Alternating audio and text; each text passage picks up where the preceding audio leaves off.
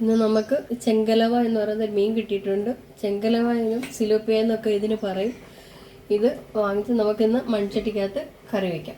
ഞാൻ ചട്ടി അടുപ്പിൽ വെച്ച് തീ കത്തിച്ചിട്ടുണ്ട്. ഇനി കുറച്ച് വെളിച്ചെണ്ണ ഒഴിച്ചു കൊടുക്കാം. വെളിച്ചെണ്ണ ഒഴിച്ചതിന് ശേഷം ഇച്ചിരി ഉലുവ ഇട്ട് കൊടുക്കുക. 1/2 സ്പൂൺ ഉലുവ ഇട്ട് കൊടുക്കാം. അതിലൂടെ നമുക്ക് 1 സ്പൂൺ കടുകും കൂടി ഇട്ട് കൊടുക്കാം. കടുകിട്ട് പൊട്ടിയതിന് ശേഷം നമുക്ക് ഇച്ചിരി കറിവേപ്പില ഇട്ട് കൊടുക്കാം.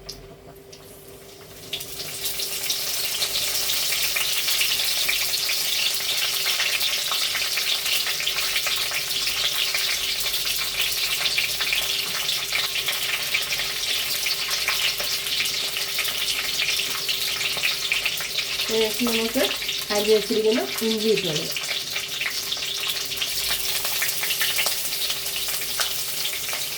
ഇഞ്ചി ഇട്ടതിന് ശേഷം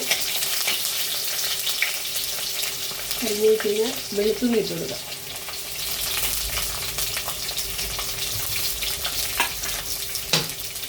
വെളുത്തുള്ളി ഇട്ട് 10 നിമിഷം ഇളക്കി കൊടുക്കാം. നല്ലപോലെ ഒന്ന് ബ്രൗൺ കളർ ആവുന്നിടം വരെ നമുക്കൊന്ന് ഇളക്കി കൊടുക്കാം.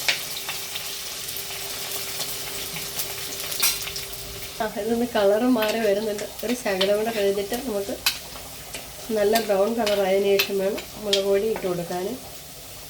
മസാല ഇഞ്ചി വെളുത്തുള്ളി കറിവേപ്പിലെല്ലാം മൂത്തിട്ടുണ്ട്. നമുക്കിനി മുളക് പൊടി ഇട്ട് കൊടുക്കാം.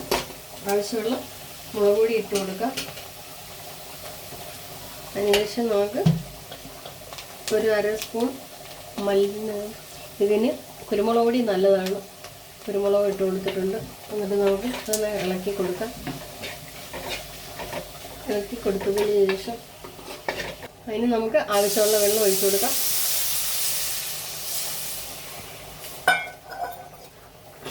എന്നിട്ട് ഇളക്കി കൊടുക്കാം. ഇളക്കി കൊടുത്തതിന് ശേഷം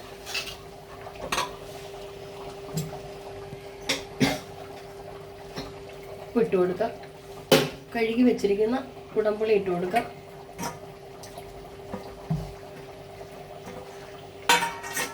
നമുക്ക് കുറച്ച് കറിവേപ്പില ഇട്ട് കൊടുക്കാം.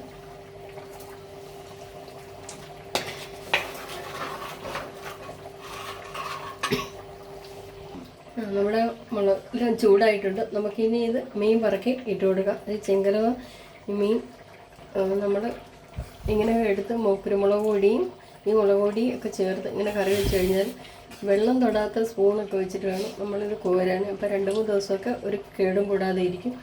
നല്ല ടേസ്റ്റുള്ള ഒരു മീനാണ്. നമുക്ക് ഇളക്കി കൊടുത്തതിന് ശേഷം നമുക്കിത് നന്നായിട്ടൊന്ന് ഇളക്കി കൊടുക്കാം. ഇളക്കി കൊടുത്തതിന് ശേഷം ശകലം ഉപ്പ് കൂടെ ചേർത്ത് കൊടുക്കാം.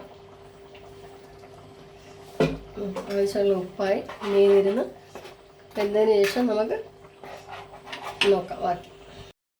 നമ്മുടെ കറി നമുക്ക് തുറന്ന് നോക്കാം. തുറന്ന് നോക്കിയിട്ട് കറി നന്നായി തിളച്ച് പറ്റി എണ്ണയൊക്കെ തെളിഞ്ഞിട്ടുണ്ട്.